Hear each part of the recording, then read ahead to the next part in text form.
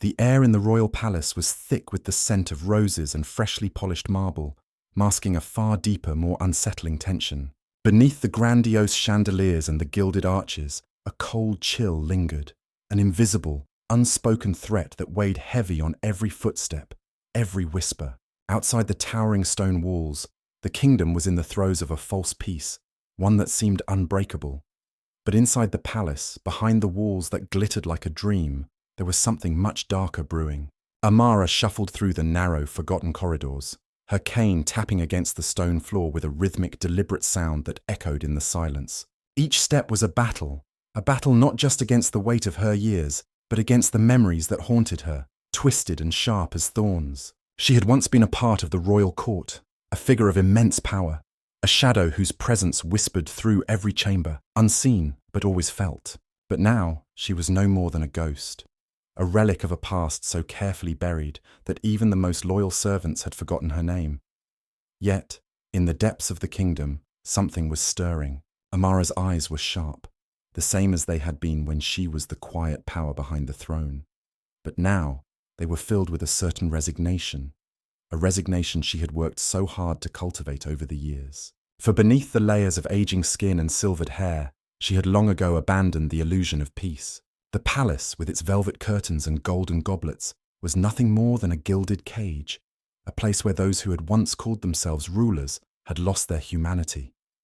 She had learned this truth the hard way. But today, the palace would not remain untouched. Today, the shadow that haunted these halls would be revealed. Amara knew the storm was coming. She could feel it in the tremor of the floor beneath her feet, in the hurried steps of the servants who passed her by without a second glance. The kingdom had long since ignored the cracks in its foundation, but those cracks were widening, and soon they would break the palace in two. Her cane hit the ground again, louder this time, the sound echoing down the empty corridor like a warning. It was at that moment, as if summoned by her thoughts, that the first of the royal guards appeared. He was young, barely out of his 20s, with the arrogant air of someone who believed his uniform made him invincible. His eyes, though, were cold, too cold for someone so young, and when he saw Amara, there was no recognition, no flicker of respect in his gaze, just a fleeting glance of disdain before he looked away, as if she were nothing more than an inconvenience in his path. Without a word, he stepped closer to her, his hand brushing the side of her cane. A flicker of annoyance crossed his face. He didn't need to say anything. His eyes made his disdain clear. Amara knew what was coming. It was always the same. They never learned. They never cared. With a swift motion, the guard knocked the crutch from her grasp, sending it clattering across the stone floor, the sound ringing like a bell. Amara's body jolted, the shock of the impact hitting her like a thunderclap, but her expression remained unmoved, her old hand still steady, as if she had been through this kind of cruelty countless times before. But this time, there was something different in her eyes, a glint, something deep and ancient that had been buried for too long.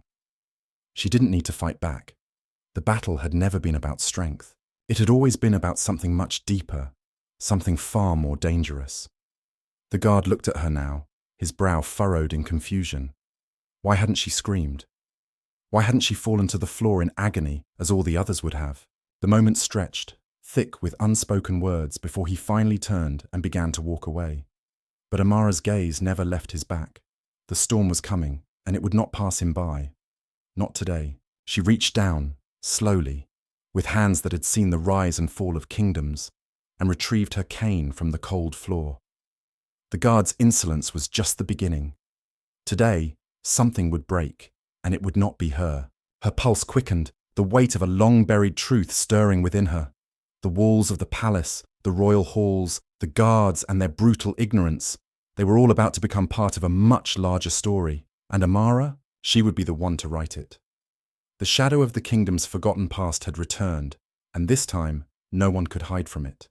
The game had begun.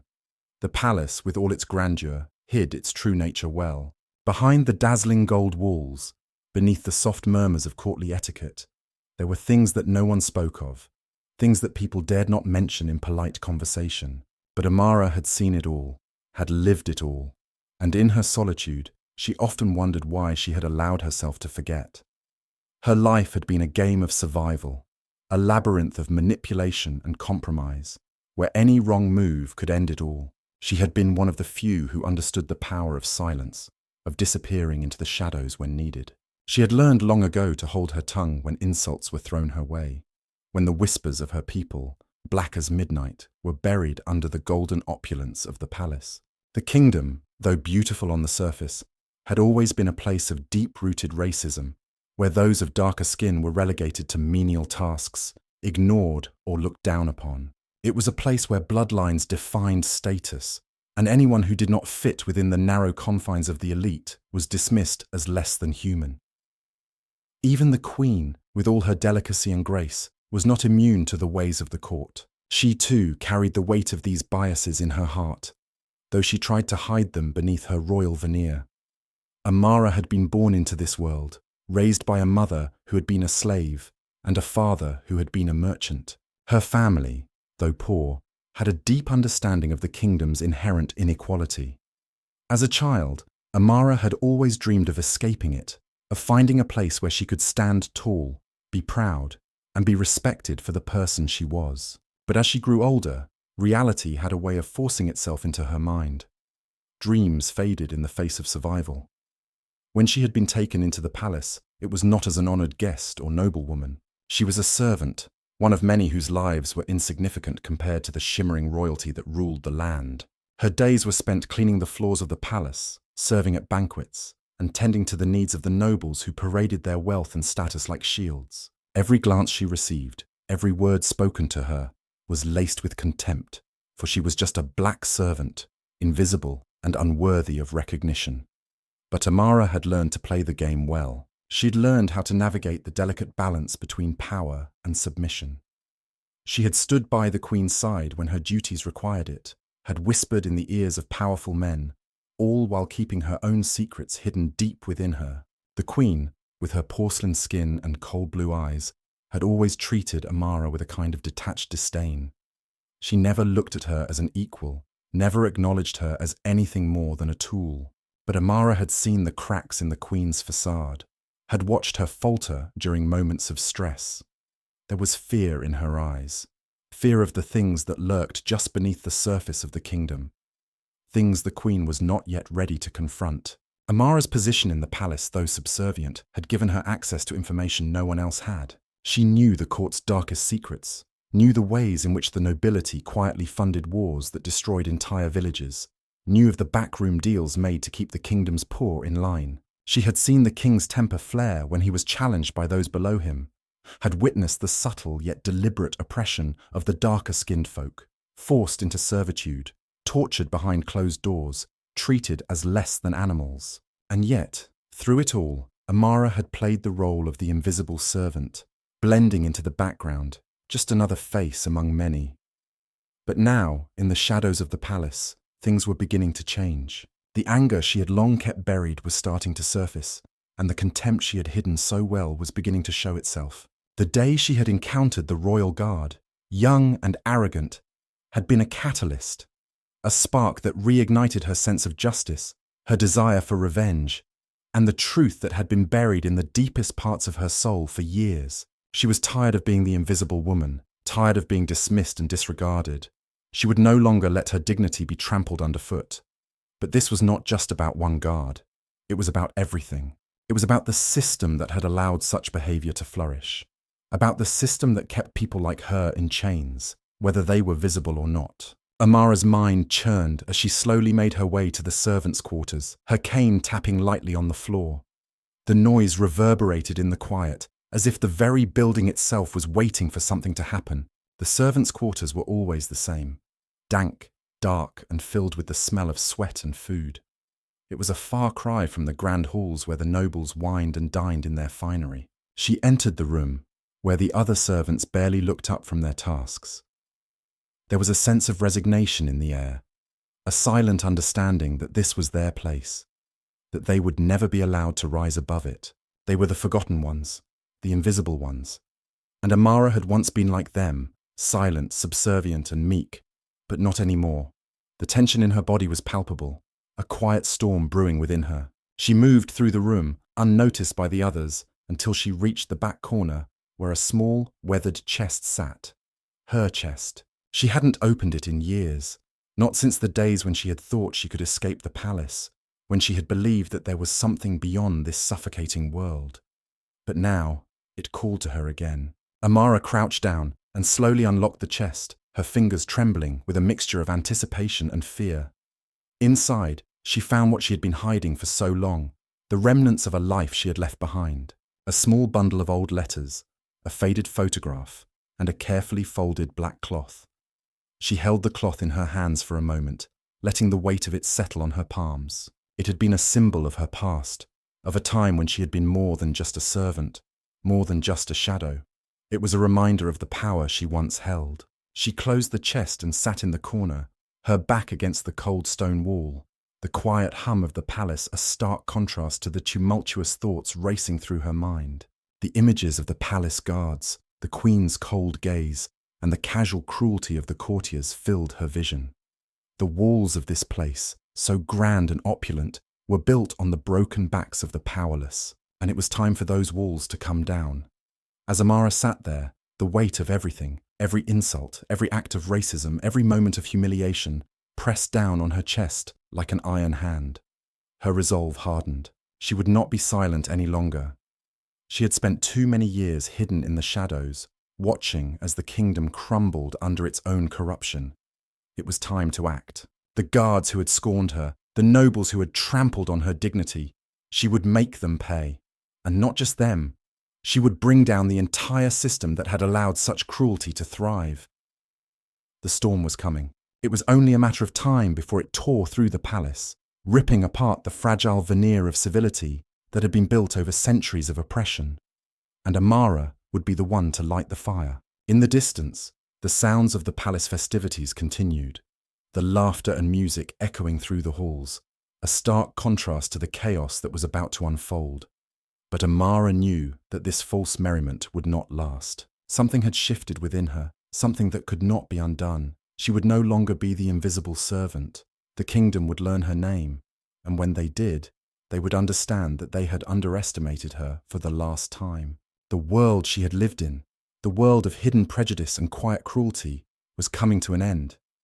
And Amara, the forgotten servant, would be the one to bring it all crashing down. The days following the incident with the royal guard were a blur for Amara, as if the very air around her had thickened, heavy with the weight of inevitable change.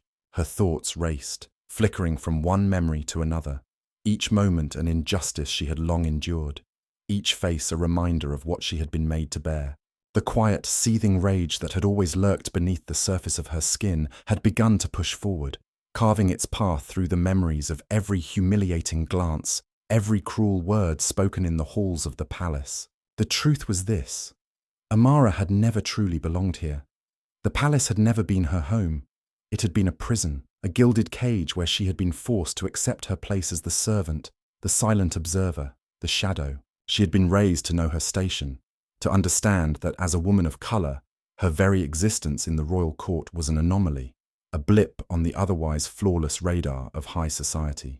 The nobles who populated the court were like gods in their own eyes, fair, untouchable, and born to rule. People like Amara were nothing more than tools, there to serve and fade into the background when their use was exhausted. But something had changed within her. For years, she had endured their sneers, the subtle racial slurs, the deliberate insults veiled beneath the guise of politeness. They never said it outright, never dared to, but Amara could feel it, the sting of their disdain in the way they looked past her, in the way they never really saw her. She was the invisible one, the one who existed solely to cater to their needs, to clean their floors and make their meals. Her value was measured only by her labour, by how well she kept their world in order. She'd been born to serve, and that was all. But the truth that had been buried beneath years of silence and submission was starting to unravel. The more she reflected on her past, the more she began to realise the deep sickness that had infected the kingdom from within. The palace was not just a place of wealth and luxury. It was a breeding ground for cruelty, for the systematic dehumanization of those beneath the ruling class, the guards, the servants, the common folk. They were all viewed as mere pawns in a game controlled by the hands of the few who thought themselves superior. Amara's thoughts swirled with the faces of the royal family, of the noblemen who passed by her without ever acknowledging her existence, of the guards who beat their fists into the flesh of the powerless, of the court officials who turned a blind eye to the suffering in the streets. They had never seen her as anything more than a tool, less than human, less than worthy. And in their eyes, nothing had changed. She was just a servant, just a dark-skinned woman who existed to serve their whims. But Amara had learned over the years how to play the game. She had learned how to stand silent when the insults came, how to smile and nod as though she didn't feel the sting of their contempt. She had mastered the art of invisibility, of becoming a ghost in the royal court. It was a survival tactic, one she had adopted long ago. But now that skill, the ability to slip through the cracks unnoticed, had become her weapon. She no longer had to hide in the shadows. She could wield the power of knowledge, of observation, of patience. She could bring the kingdom to its knees. In the days that followed the confrontation with the guard, Amara found herself drifting in and out of the royal chambers, her movements slow and deliberate, as though the weight of what she was planning was too much to bear. Each time she passed through the hallways, she noticed the subtle glances of the nobles, the dismissive gestures of the courtiers. They looked at her with contempt, their eyes lingering just long enough to remind her of her place. But she no longer flinched. She no longer shrank under their gazes. There was a fire in her now, a resolve that burned hotter than the anger she had long buried. It was time to make them see her, not as a servant, not as a shadow, but as someone they could not ignore. The first piece of her plan began to take shape when she overheard a conversation in the royal dining hall. The voices were low, almost conspiratorial, but Amara's ears were trained to catch every word. She had become accustomed to listening, to collecting pieces of information, to understanding the flow of power in the palace. She knew who held influence, who could be trusted, and who could be manipulated. It was all about knowing who to approach, who to trust, and most importantly, who to fear. "I've heard the rumours," the voice of Lord Vintor, a powerful noble, echoed through the hall. "The king's health is failing. They say the queen is making plans for a new alliance, one that could shift the balance of power. We need to move quickly, before the throne is up for grabs." The second voice, belonging to a younger noblewoman named Lady Evelyn, was laced with curiosity. "What do you mean? What kind of alliance?" Lord Vintor's voice dropped even lower, as if ensuring no one would overhear. "The Southern Kingdom. There are whispers of a secret deal between the Queen and their prince. If the king dies, the prince could take the throne instead of the royal heir. It would change everything. The balance of power would shift completely." Amara's heart skipped a beat as she absorbed the information. The very foundation of the kingdom was at risk, and the royals, those who lived in their ivory towers, untouched by the suffering of the common folk, were playing a dangerous game. They were willing to betray everything they had built, all for the sake of their own ambition. The pieces of her plan were falling into place. Amara knew that this alliance, if it came to fruition, would throw the entire kingdom into chaos. The people would rise, the nobles would turn on each other, and the long-held power of the royal family would crumble. And in the midst of that chaos, she would make her move. She would strike when the time was right, when the very people who had belittled and oppressed her were at their most vulnerable. The weeks that followed were a blur of tension and silence. Amara moved through the palace like a shadow, her every step measured, her every action calculated. She continued to serve the court, her movements deliberate, her expressions neutral. She was a ghost, watching, waiting. But as the days passed, the subtle cruelty of the palace only intensified. It was as if the royals were testing her, pushing her to the brink. The insults grew more frequent, more overt. The servants were forced to work harder, longer, under increasingly harsh conditions. The nobles were growing restless, paranoid about the potential shift in power. And in the midst of it all, Amara remained silent, her patience unwavering. Then, one night, the tension finally broke. Amara had been assigned to the Queen's chambers, a task she had performed countless times before. The Queen, draped in her silks, lay reclining on her chaise, her face impassive, her eyes distant. As Amara entered the room, she could feel the weight of the Queen's gaze upon her, cold and calculating. The Queen had always treated Amara with a thinly veiled disdain, but tonight there was something different in the air. "You've been quiet lately, Amara," the Queen said, her voice soft, almost too soft. I trust you're not plotting anything behind my back, are you? Amara's heart raced, but she did not let it show. She bowed slightly, keeping her head lowered in the perfect display of subservience. No, my queen, she replied, her voice steady. I am merely doing my duty. The queen studied her for a long moment, as though trying to read her soul. Amara stood still, not daring to move. You are very loyal, the queen murmured, but loyalty is a dangerous thing when it is misplaced. Amara held her breath, her thoughts racing. She knew the queen was testing her, trying to gauge her loyalty. But in that moment, Amara realized something. This was the first time the queen had ever spoken to her as if she were more than just a servant. There was a challenge in the air, an unspoken threat that hung between them. I serve the crown, Amara said, keeping her voice calm and even. The queen smirked. We'll see how long that lasts. As the queen dismissed her, Amara's mind raced. The time for waiting was over. The storm was coming, and it would destroy everything in its path. The queen's arrogance, the king's sickness, and the noble class's desperation. It all pointed to one thing. Change was inevitable. Amara had been silent for long enough. Now she would make her voice heard. She would bring down the system that had oppressed her, the same system that had crushed so many others beneath its heel. And when the kingdom burned, she would rise from its ashes. Let's take a short pause here. We'd love to hear from you. Where are you listening to our stories from? Have you ever encountered anything similar in your own life? Feel free to share your thoughts in the comments below. And if you haven't already, don't forget to subscribe so you don't miss the next chapters. We'll continue the story now. The days in the palace were growing colder, a chill that had little to do with the season. It wasn't the winds that howled through the corridors, nor the cold stone walls that seemed to absorb every ounce of warmth, but something far more dangerous, the tension that gripped the heart of the kingdom. The court was on edge, whispers of the king's deteriorating health spreading like wildfire, and behind the gilded doors, the noble families grew anxious. Power was slipping through their fingers, and with it, so was their control over the people they had long suppressed. Amara moved through the palace with a purpose now. She had long shed her role as the obedient servant, the invisible woman who passed unnoticed through the grand halls. She was no longer a ghost.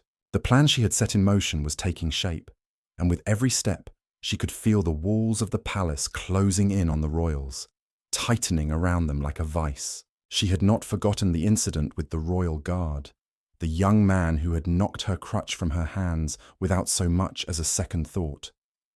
The memory of the moment still burned in her mind, the callousness with which he had treated her. But what had happened to her that day was not an isolated event. It was part of a much larger pattern, a pattern that had defined her entire life. She had been nothing to them, just a servant, just a black woman in a sea of white faces. To them, she was less than human, unworthy of respect. Amara's mind flickered back to the time before all of this, before the palace had become her prison. She had once believed that there was hope in serving the queen, that she could somehow rise above her station, escape the harsh realities of the world outside the palace walls. But those dreams had long since withered, crushed beneath the weight of the royal family's disdain for those they deemed inferior. The royal family, the nobles, the guards, all of them were cut from the same cloth.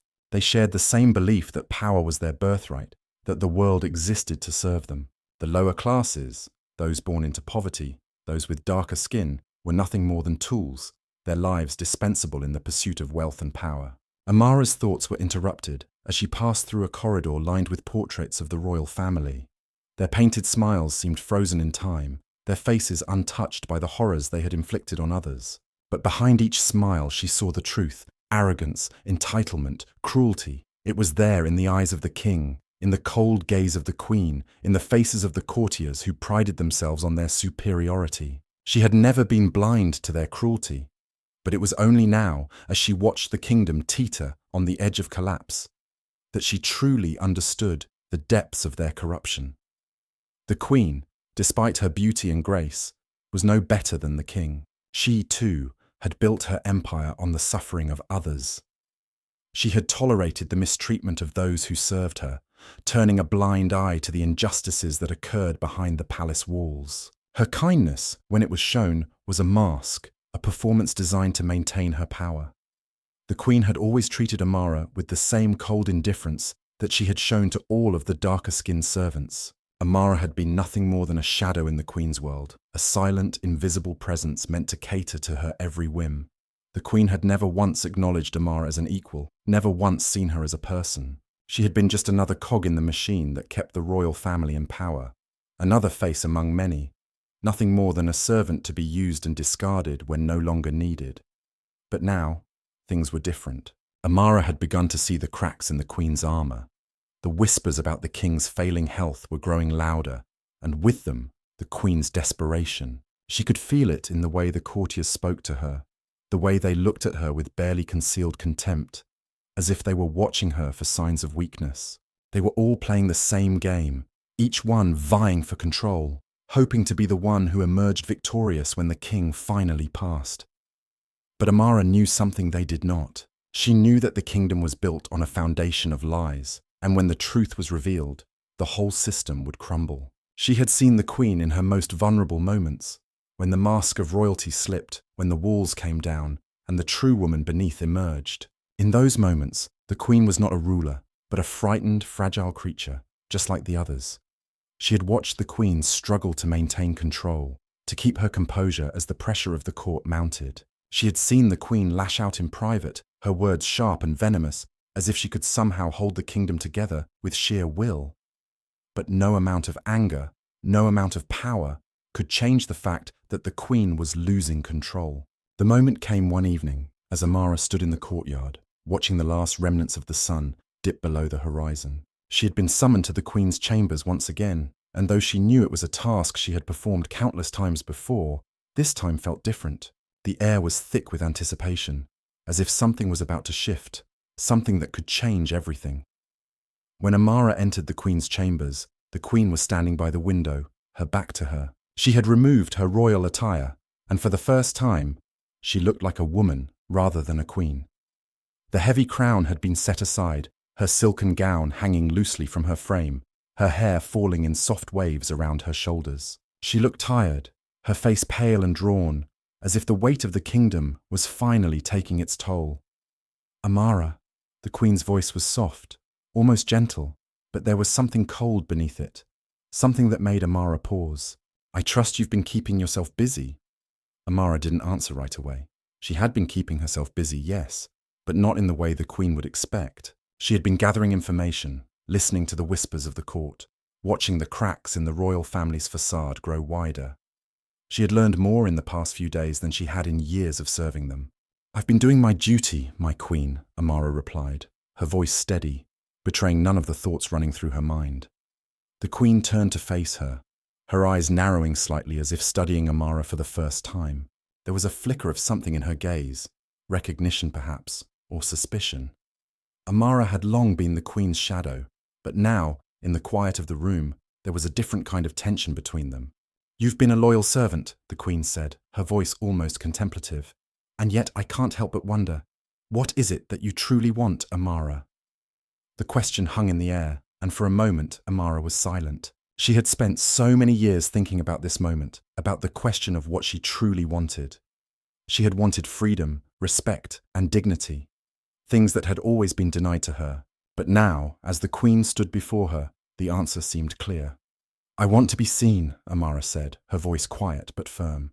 I want to be recognized for what I am, not for the color of my skin or the station you have forced me into. The queen's expression flickered, and for a moment, Amara saw something close to regret, or perhaps guilt. But it was gone before it could fully surface, replaced by the queen's usual mask of cold detachment. You'll always be a servant, Amara, the queen said, her voice sharp now, the mask returning. That's who you are, and that's all you will ever be. Amara's heart raced, but she did not falter. She had heard this before. She had heard it from the nobles, from the guards, from every person who had ever looked down on her. She had been told she was nothing, told she would always be less. But she had endured, and now she was ready to show them the truth. You're wrong, Amara said, her voice low but powerful. I will not be your servant any longer. I will not be anyone's servant. The kingdom will fall, and when it does, you will see who I really am." The queen's eyes narrowed, her lips curling into a thin smile. "You're dreaming, Amara. You always have been." Amara didn't respond.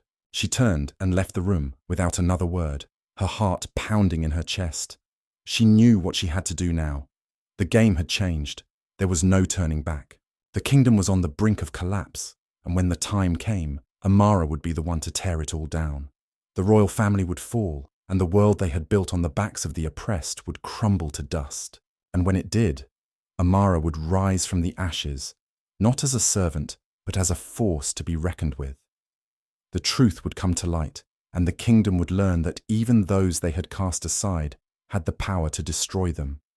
The time had come. The storm was here, and Amara was ready to face it head on. The palace had become a suffocating prison, its walls closing in tighter with each passing day. The whispers in the corridors, once faint, had grown louder. Word of the king's failing health had spread like wildfire, igniting fears and ambitions across the royal court. But beneath the surface of royal intrigue, something darker was stirring, an undercurrent of cruelty and dehumanization that had been buried for years, only now rising to the surface like a flood that could no longer be contained. Amara had always known the truth about the kingdom, but now, with the stakes higher than ever, the lies were becoming harder to ignore. The very foundation upon which the royal family had built their power was a house of cards, ready to collapse at the first sign of weakness. The courtiers, the guards, the servants. They all played their part in the system that had kept the kingdom in its place, but no one was ever allowed to forget their status. The higher ones stood, the further removed from the reality of the lower classes they became. They were untouchable, above reproach, and those beneath them were nothing more than tools to be used and discarded. Amara had witnessed it all.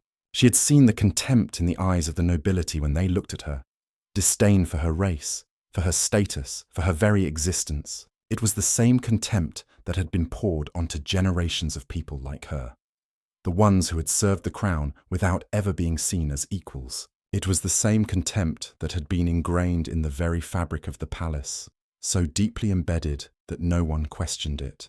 But now, as the court grew more anxious, as the queen tightened her grip on power in the wake of her husband's illness, the cracks in the kingdom's fragile facade were beginning to show. It was only a matter of time before the whole thing came crashing down. Amara had become something of a ghost in the palace, moving unnoticed through the halls, observing the power struggles, listening to the whispers that filled the air. The courtiers, eager for influence, were scrambling for any advantage they could gain in the coming power vacuum. But none of them seemed to notice the quiet revolution that was slowly taking shape beneath their noses. Her movements were deliberate now. She had long since stopped fearing the guards' glances or the whispers of the nobles. She had become accustomed to the sneers, the subtle insults, and the cold, calculating stares. But now, the look in their eyes was different. It was no longer just a matter of disdain. It was a fear that Amara could taste on the air. They knew something was coming, but they didn't know what. The tension was palpable. And yet, it was the everyday humiliations that had come to define her life. Every day she was forced to bend to their will. Every day she was reminded of her place. It was in the way the noblemen treated her as though she were invisible, in the way the guards leered at her as if she was less than human. The queen, despite her supposed power, had never been able to fully mask the latent racism that ran through her veins. It was there in the way she addressed the darker-skinned servants, in the way she used them as little more than tools for her own convenience. Amara had heard the queen's voice raised in anger more times than she cared to count. "Do as I say, and do it now!" She had barked at her as if Amara were no more than a creature to be commanded. The queen had never once acknowledged her as an equal. And now, with the kingdom on the verge of collapse, Amara realized just how deeply ingrained the contempt was. It wasn't just the queen. Every noble she served held the same belief. They saw her as less than human, less than them. It was a reality that had shaped her entire life, a cruel truth she had been forced to accept. But the rage that had simmered within her for so long was no longer something she could ignore. It was a fire that had grown too strong to be contained, and it was only a matter of time before it consumed them all. Amara had always been invisible to the court, a shadow in the background of their lavish lives. But now, as the storm approached, she realized something far more dangerous than her invisibility. She was no longer the servant they thought they could control. She was a threat, a force they had underestimated. Her plan was simple. When the time came, she would strike at the heart of the kingdom. She would bring down the queen, expose the lies, and tear apart the false foundation that had been built on the backs of the oppressed. The kingdom had long ago forgotten the people who truly made it run. The servants, the labourers, the ones whose sweat and blood had been used to prop up the nobility. They had been silenced, ignored, and erased. But Amara would change that. She had gathered information from every corner of the palace, whispers of betrayal, secrets of the queen's dealings, the plots of the noble families. She had watched, listened, and waited, biding her time until she could make her move.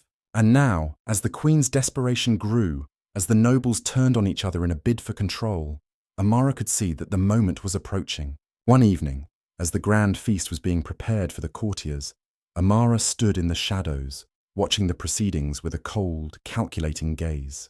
The queen, resplendent in her royal gown, moved through the hall with the grace of a woman who had never known the pain of true loss. She was surrounded by her sycophants, her loyal nobles who bowed and scraped at her feet, eager to kiss her ring and gain favour in her eyes.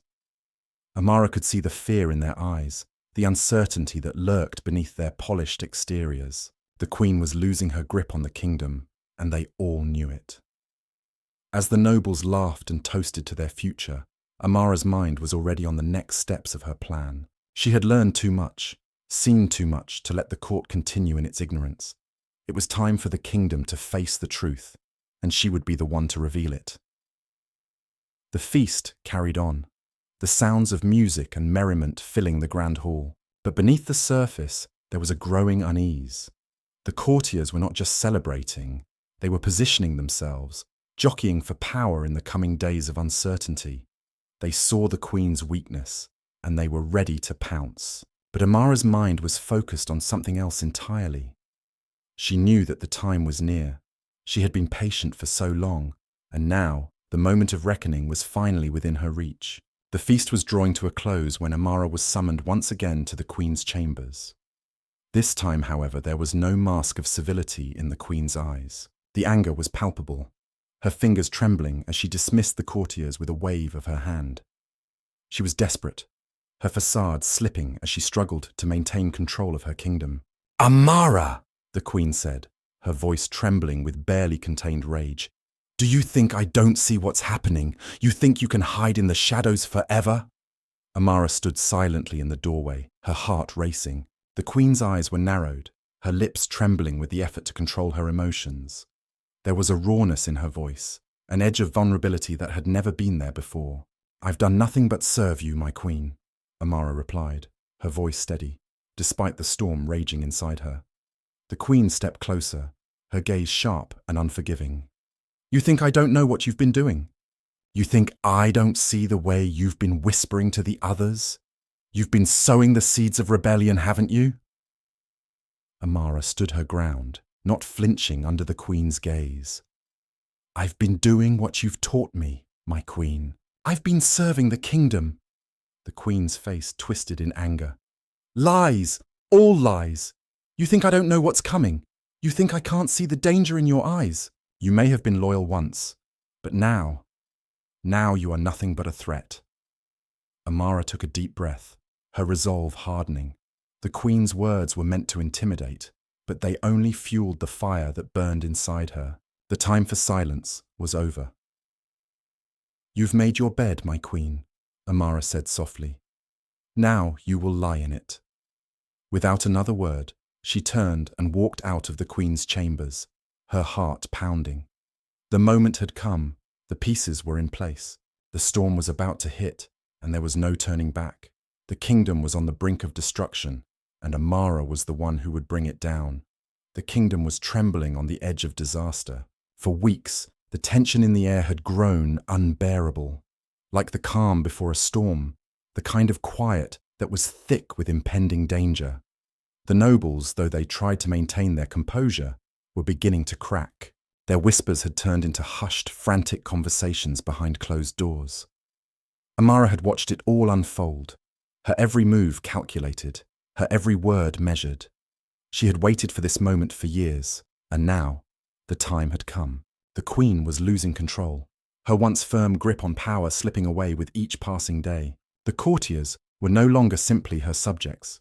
They were her enemies, each one trying to secure their place in the new order that would come when the king finally passed.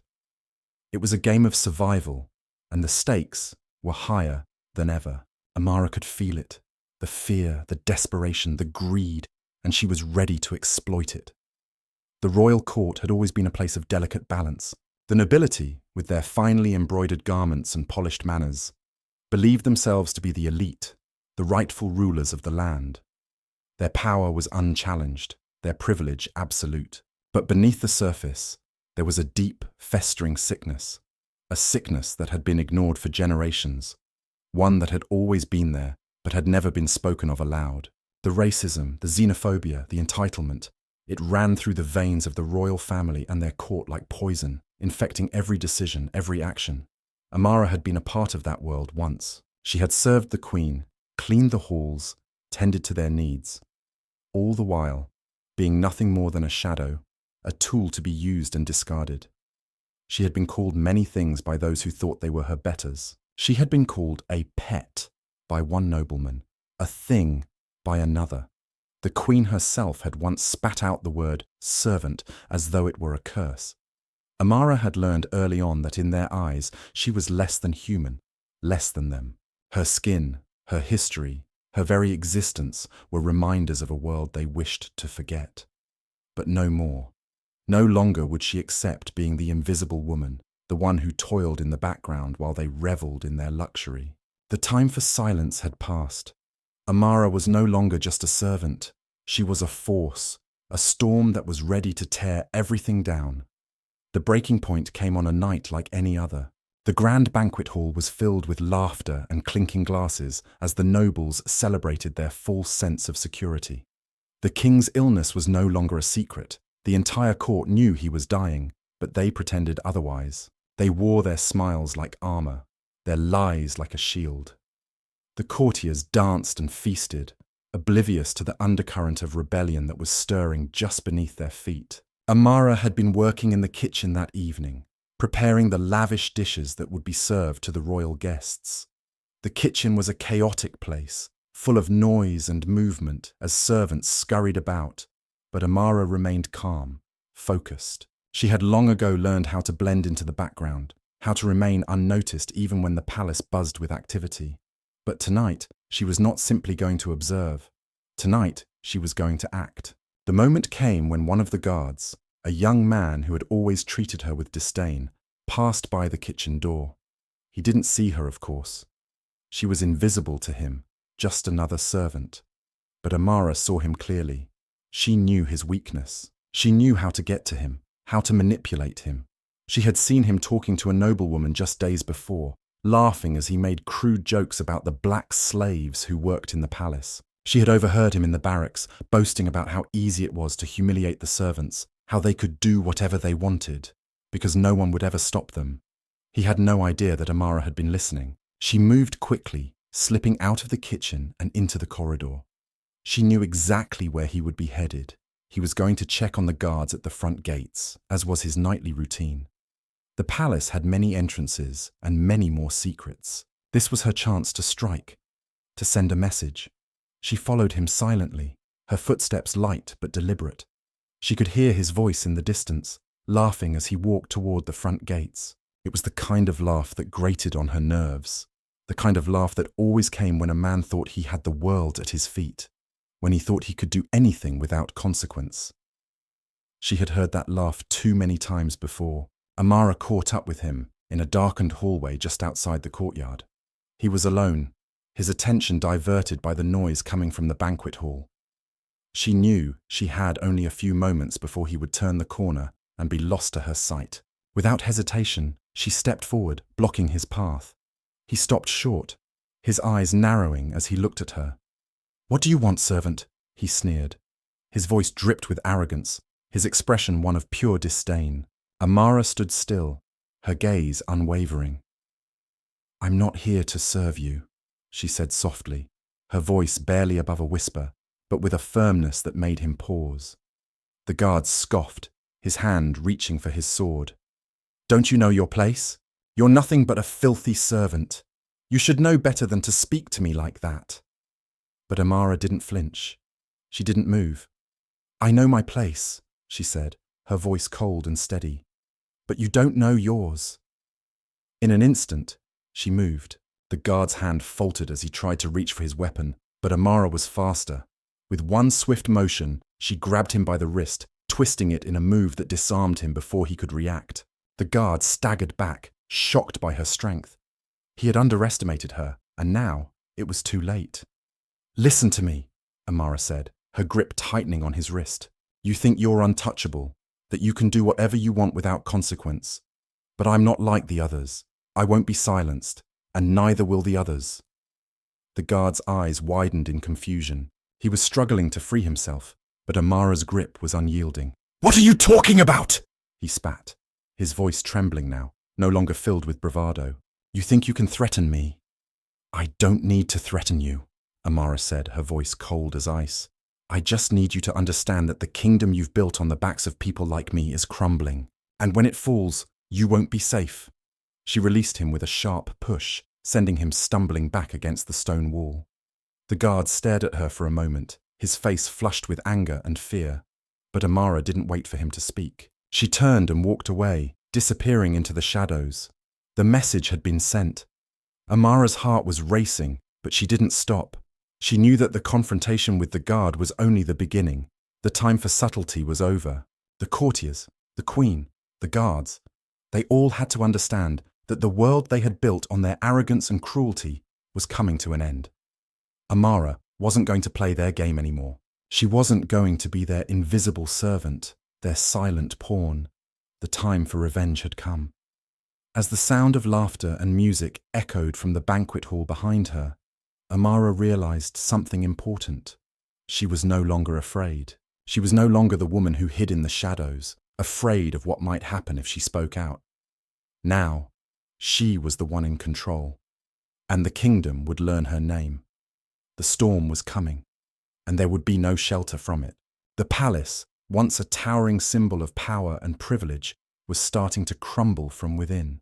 It had been built on centuries of exploitation, its walls drenched in the sweat and blood of those who had never been seen as equal. Now, the cracks in its foundation were widening, and the echoes of its inevitable collapse reverberated through the halls.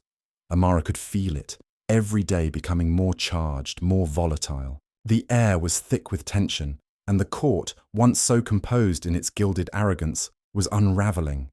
Amara had already taken her first step.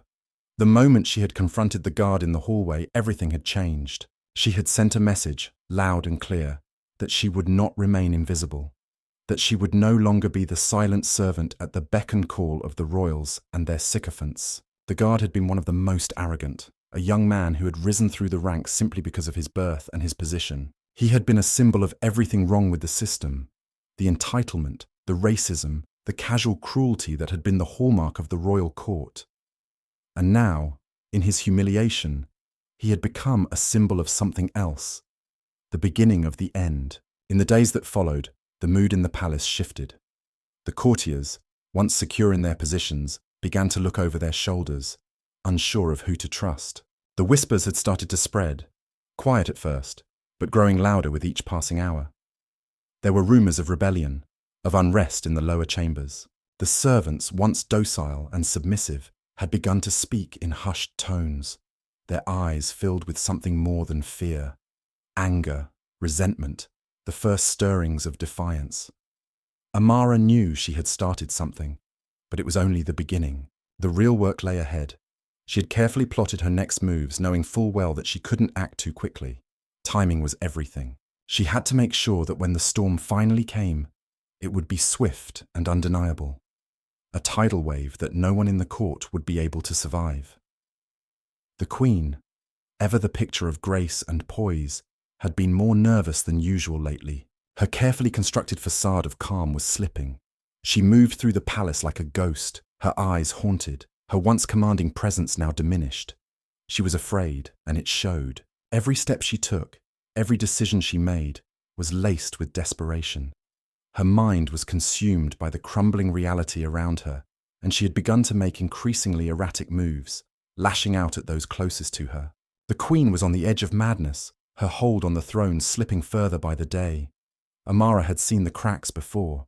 She had seen the queen's cruelty, her condescension toward those she deemed lesser. She had witnessed the disdain with which the queen treated the servants, the way she looked down on them as though they were nothing more than furniture, to be rearranged and used as needed. But Amara had also seen something else, the vulnerability that had always been hidden behind the queen's icy exterior. Beneath the regal mask, the queen was just as fragile as anyone else. She had built her empire on lies, on the false belief that her bloodline made her invincible. But that bloodline was now running thin. The moment had come.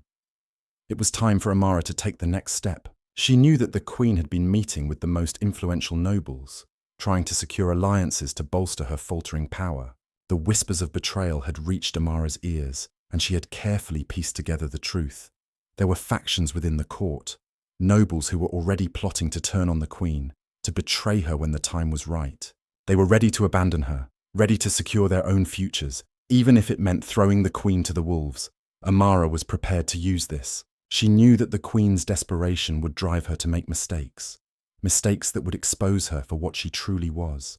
It was a dangerous game, but Amara had learned long ago that survival required risk. She would be the one to expose the queen, to tear her down, and in the process, she would bring down the entire system that had oppressed her and so many others.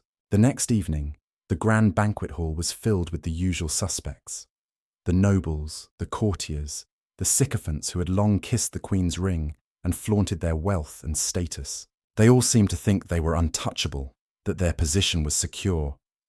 But as Amara entered the hall, she could feel the tension. It was in the air, thick with unspoken words, a feeling that something was about to shatter. The queen was sitting at the head of the table, her face composed but her eyes flickering with a hint of fear. She was flanked by her most trusted advisors, but even they seemed uneasy. The room was buzzing with hushed conversation, the nobles exchanging looks, whispering behind their hands. Amara could feel the heat of their stares, the contempt that still simmered just below the surface. She stood at the back of the hall, invisible once again to all but the few who were attuned to the servant's presence. She had long since become accustomed to this, being seen but not truly acknowledged. She was nothing more than a shadow, a ghost that moved between the walls. But tonight, she would not remain a shadow. She had a purpose, and she would see it through. As the banquet continued, Amara moved quietly through the crowd, her eyes fixed on the queen. She could see the flicker of doubt in the queen's gaze, the uncertainty that betrayed her fragile hold on power. The moment was drawing near, and Amara could feel it in the pit of her stomach, a sense of inevitability. The queen's reign was about to come to an end. It wasn't long before the queen's most trusted advisor, Lord Vintor, rose to speak. He was an older man, with a commanding presence and a voice that seemed to carry across the entire hall. He was one of the queen's closest allies, or so he had appeared. But Amara knew better. She had seen the way he had been eyeing the throne, the way he had whispered to the other nobles about the queen's failing health, about her inability to secure the future of the kingdom. The king's illness had opened the door for those who were hungry for power. Amara stepped forward, just as Lord Vintor began to speak. His voice echoed through the hall, and the room fell silent. "Your Majesty," Lord Vintor began, his tone respectful, but laced with something else. "It is with great respect that I bring forth a matter of grave importance. The situation in the kingdom is becoming untenable. There are whispers among the common folk, whispers that speak of rebellion. The guards report unrest in the streets. The people are losing faith in the crown, and we must act swiftly to preserve the stability of the realm." The queen's face tightened, her grip on her glass of wine faltering for a brief moment. "What are you suggesting, Lord Vintor?" Her voice was strained, but she tried to mask the fear that was creeping into her words. Lord Vintor did not miss a beat. "I am suggesting that we strengthen our alliances, Your Majesty. We must seek support from the southern kingdom. There is a prince who has expressed interest in an alliance with us, one that could secure the throne for your heir." Amara could feel the shift in the room. The nobles were whispering again, their eyes darting toward the queen, who was now visibly shaken. She had been cornered, her fear palpable. Lord Vintor's words had struck a nerve. It was clear now that the Queen had no more allies. She was surrounded by vultures, each one waiting for the moment when they could claim the prize for themselves. As the conversation continued, Amara moved closer to the Queen, her every step deliberate. She had one final piece to play, a final act that would expose the Queen for the coward she truly was. She had known for days that the Queen had been hiding her true intentions, hiding her dealings with the Southern Prince, her secret attempts to broker an alliance that would ultimately betray the kingdom and its people. Now, it was time for that truth to be laid bare. Amara stepped forward, her voice cutting through the murmur of the room. "Lord Vintor speaks the truth," Amara said, her voice steady and calm, but laced with the weight of truth. "But what he doesn't know, what none of you know, is that the Queen has already made a deal with the Southern Prince. She has already secured the throne for herself, leaving the kingdom to fall into chaos." The room fell silent. Every noble in the hall turned to look at Amara, their faces a mixture of shock and disbelief. The Queen's face drained of colour, and for a moment she looked as though she might faint. "How dare you!" The Queen's voice trembled, but there was no conviction in it. She had been exposed. "I dare," Amara replied, her gaze unwavering, "because the kingdom is not yours to sell. The people will no longer be your pawns. This is the beginning of the end." The room erupted into chaos. The nobles were shouting, accusing each other, pointing fingers at the Queen, at Lord Vintor, at anyone who might be to blame. But in the midst of it all, Amara stood calm and resolute. The storm had arrived, and there was no going back now. The kingdom was falling, and she would be the one to watch it burn. The Queen's reign had come to an end. The lies, the cruelty, the racism that had defined her rule, it was all exposed now. The house that had been built on the suffering of the oppressed was crumbling, and Amara was the one who had set the fire. And as the court descended into chaos, Amara knew one thing for certain. This was only the beginning. The kingdom would fall, but from its ashes a new world would rise. A world where people like her would no longer be invisible. A world where the oppressed would no longer be silenced. The storm had come, and no one would be left standing when it passed. The palace had descended into chaos, the once magnificent halls now echoing with the sound of frantic whispers, desperate shouts, and the clatter of hurried footsteps. The air, once thick with the pretense of order and civility, was now charged with an electric tension. A palpable feeling that something long buried had finally come to the surface. Amara stood in the midst of it, her eyes cold, her posture calm, while the world around her unraveled. The nobles, once so sure of their positions, were now scrambling to regain control, to understand the shifting balance of power. They turned on each other, fingers pointing, accusations flying. Some were too stunned to act, their faces painted with shock and disbelief, while others began to maneuver, quickly aligning themselves with whoever they thought might hold the key to the future.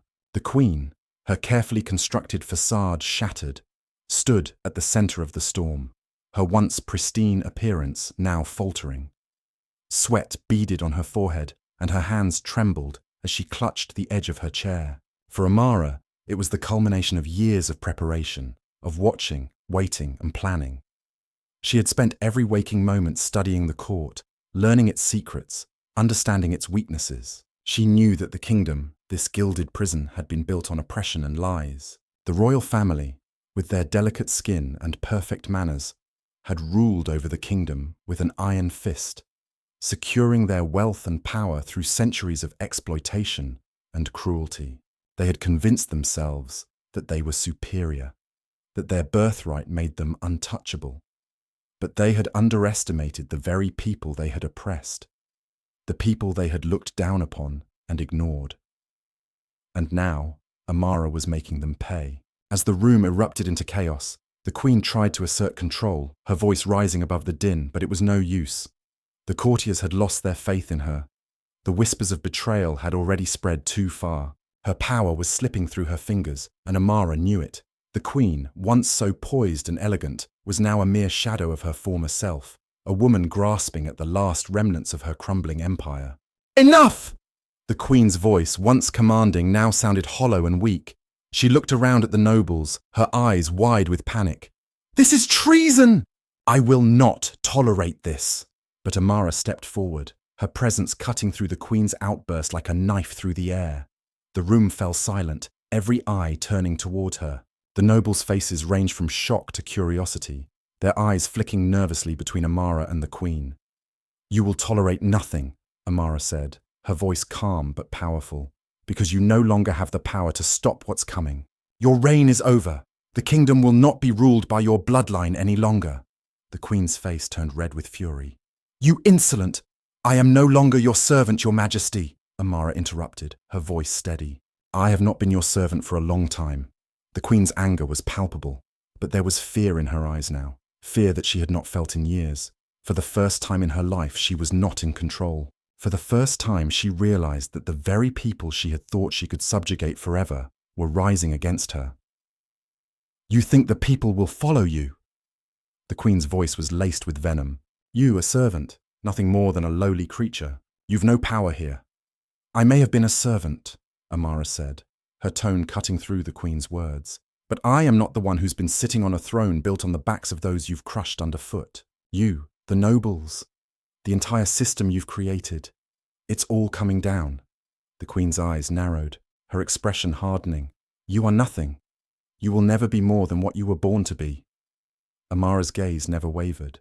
She had heard these words too many times before, these words that had been spat at her from the lips of the courtiers, the guards, and even the Queen herself. She had been called lesser, called nothing, because of the colour of her skin. She had been dismissed, degraded, humiliated. But those days were over. The Queen's words, meant to diminish her, no longer had any power. Amara stepped closer, her eyes never leaving the Queen's. I am everything you feared because I've learned the truth you've spent years hiding. The people will rise, they will tear down your walls. Your lies have caught up with you. The Queen's face twisted with rage, but behind the anger there was something else. Fear. Amara could see it in her eyes, the realization that everything she had worked for, everything she had controlled with such precision, was slipping away. Guards! The Queen's voice was shrill now, panic creeping into her words. Seize her! I order you! But the guards, the same ones who had once taken pleasure in humiliating and terrorizing those beneath them, stood frozen. They looked from Amara to the Queen, uncertainty in their eyes. Some of them, Amara noticed, seemed to hesitate. It was a subtle shift, but it was there. Doubt. They had seen enough to know that the Queen was no longer the unchallenged ruler she once was. They had seen the cracks in the foundation, and they were beginning to wonder if it was time to pick a new side. One of the guards, a man who had once been among the most loyal to the Queen, stepped forward, his hand trembling on the hilt of his sword. Your Majesty, we... The Queen snapped, her voice rising again. You dare question me? The guard's hand wavered, and in that moment Amara seized it.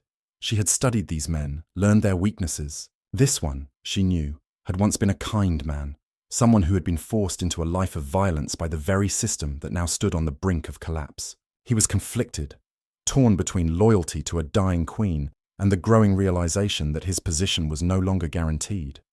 The guard lowered his sword, and a murmur rippled through the room. The time has passed, Amara said softly, her voice barely above a whisper. Your reign is over. And with that, the first blow was struck. The nobles, the ones who had once bowed at the Queen's feet, now looked uncertain. Some of them took a step back, their faces contorted with disbelief. Others, perhaps more pragmatic, saw the opportunity before them. The Queen's power was gone, and in the vacuum, they would fight to seize whatever remained. Amara turned to face the room, her eyes scanning the faces of the nobility. You've lived your lives in luxury, believing that your blood, your birthright, made you untouchable. But now you see the truth. You are no different from the rest of us. You are nothing more than opportunists, clinging to a system that no longer works. The people will tear you down, and when they do, you will remember who you've trampled on your way to the top. Her words hung in the air like a challenge, and for the first time, Amara felt the full weight of her power. The room was silent, the nobles caught between fear and disbelief, unsure of what to do next. I don't expect you to understand, Amara continued, her voice growing stronger with each word. I don't expect you to accept what's happening, but the kingdom is changing. The people are rising, and this time you won't be able to hide behind your titles. This time, we are the ones who will decide what happens next." The Queen's face was pale now, her lips trembling as she tried to maintain some semblance of dignity. But the mask had shattered, and she was exposed. She was no longer the Queen. She was a woman, a frightened, powerless woman, standing in the middle of a room full of people who had once bowed to her every command. Her empire, built on exploitation, racism, and oppression, was falling apart before her eyes. "You don't know what you've done," the Queen spat, her voice hoarse with anger. "You'll regret this." Amara stepped forward again, her gaze never leaving the Queen's. "No, Your Majesty, you will regret this." With one final defiant glance, Amara turned her back on the Queen, leaving her standing there in the center of the room, her power reduced to nothing. The collapse of the crown had begun. Outside, the streets were already alive with the stirrings of rebellion. The common folk, who had long been silenced and oppressed, were beginning to rise. They'd heard the whispers, they had seen the signs. And now, as Amara made her way through the crumbling palace, she knew that this was only the beginning. The storm had arrived, and it would not stop until the kingdom was remade from the ground up. The earth trembled beneath their feet. The kingdom that had been built on centuries of blood, sweat, and oppression was now shaking at its core. The Queen's rule had fallen, and the power of the nobles who had once ruled through fear was unraveling.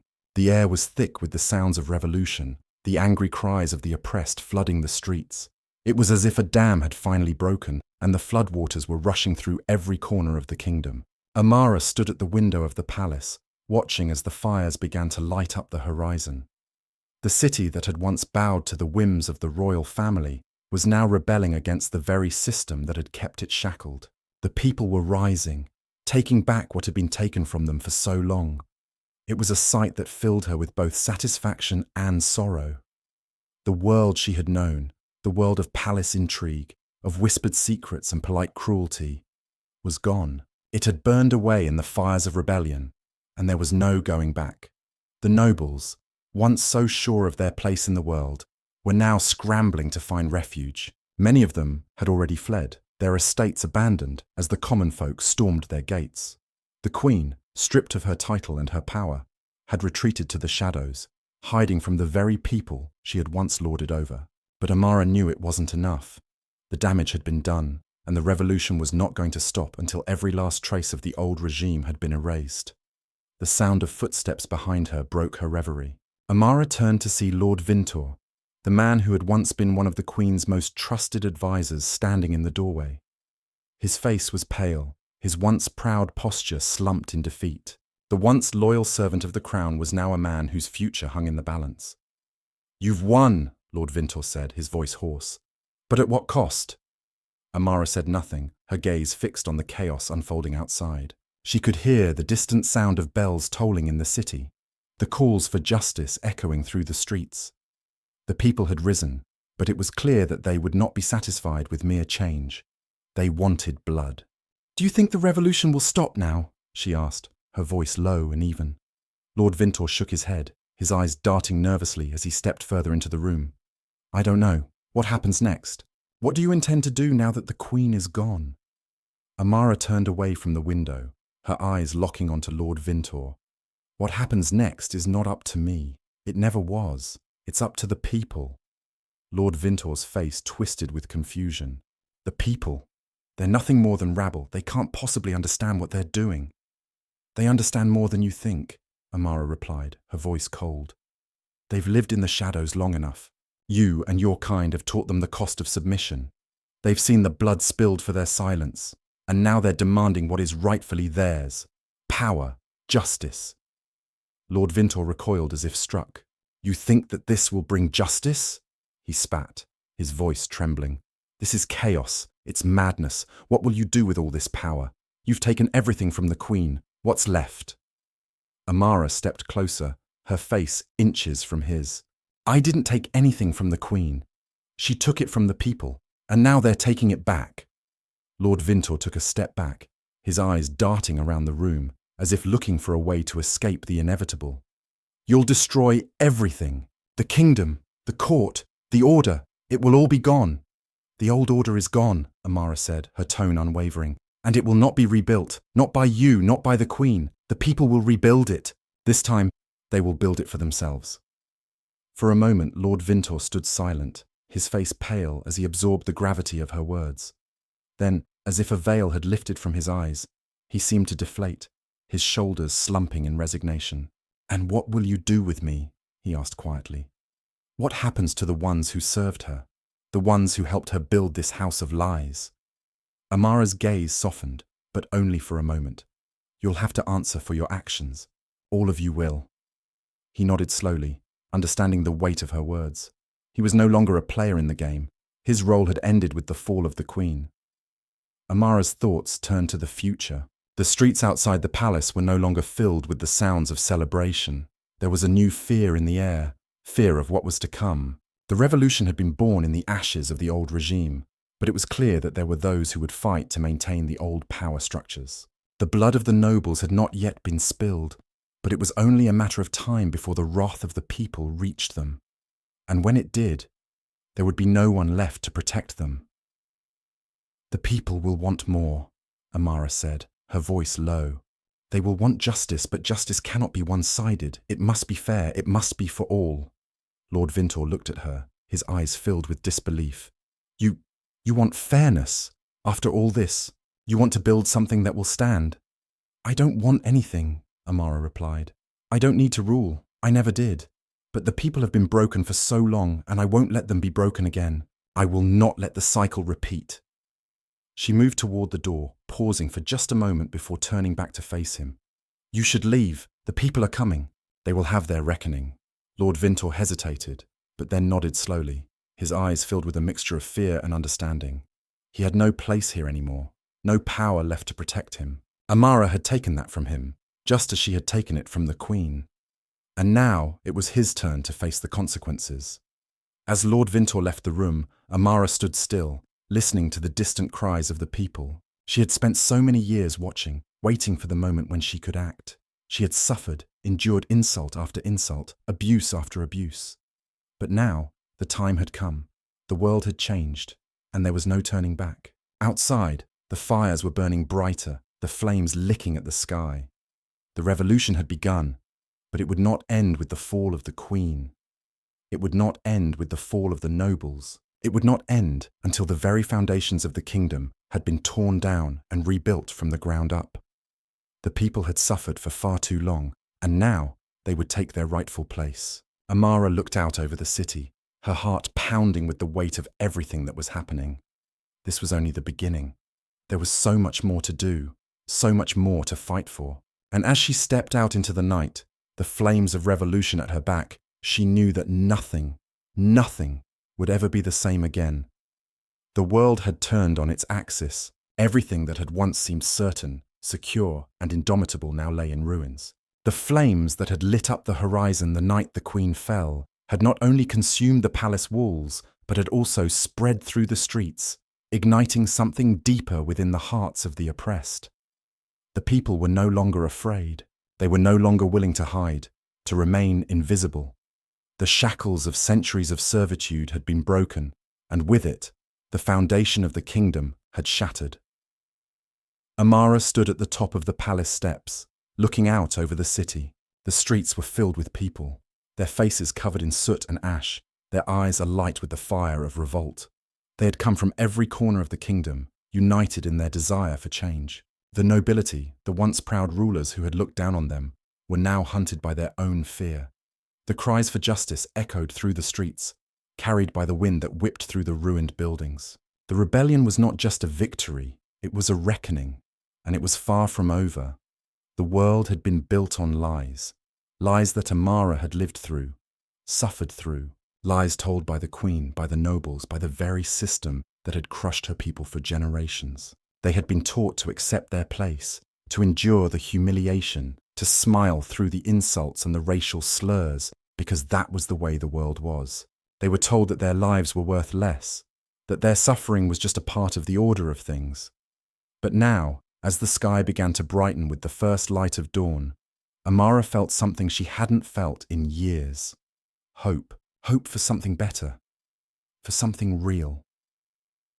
The winds of change had swept through the kingdom, and though it had left destruction in its wake, it had also cleared the air, allowing for something new to grow.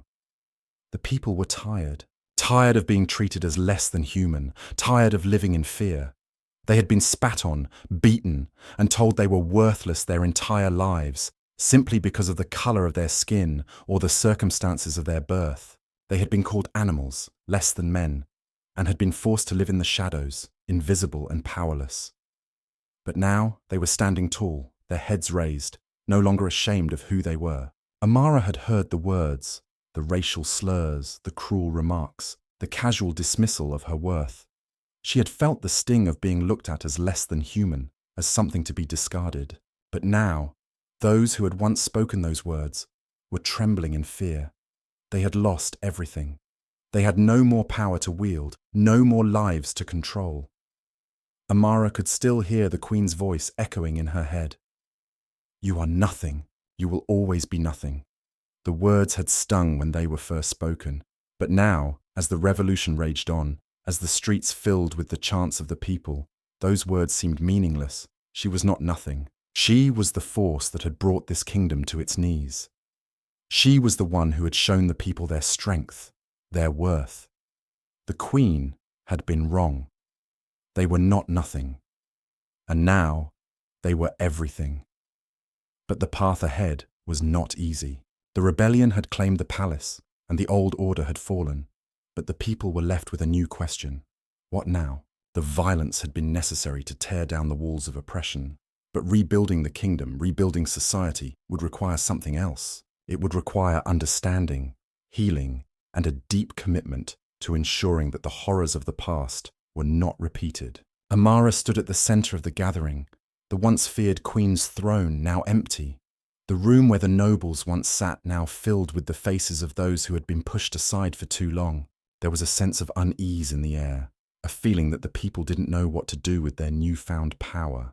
They had spent so long being told they were inferior, so long being treated as nothing, that the idea of standing as equals with those who had once lorded over them was still foreign. It was hard to shake off the weight of generations of fear and submission. Amara raised her hand, silencing the murmurs. The people turned to her, their faces a mixture of fear, hope, and uncertainty. "It is not enough to tear down the walls," Amara began, her voice strong, cutting through the tension. "We must rebuild. We must build something that will stand, something that will honor the lives that were lost, the suffering that was endured. We will build a kingdom where no one is made to feel less than human, where no one is oppressed because of the color of their skin, their gender, or their birth. We will build a kingdom where power is not concentrated in the hands of the few, but shared by all." Her words were met with silence at first, the weight of what she was saying sinking in. The people had no blueprint, no map to follow. They had only their anger, their hope, and their desire to make sure that the injustices they had suffered would never be repeated. But Amara knew that they could do it. They could rebuild the kingdom if only they chose to.